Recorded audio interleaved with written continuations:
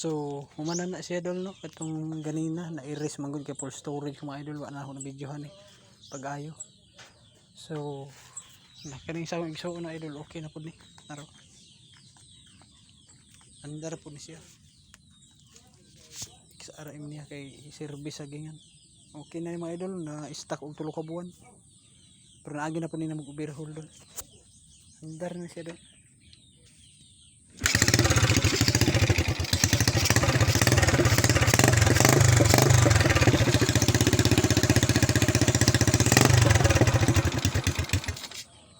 Diba mga idol, goods na, one click.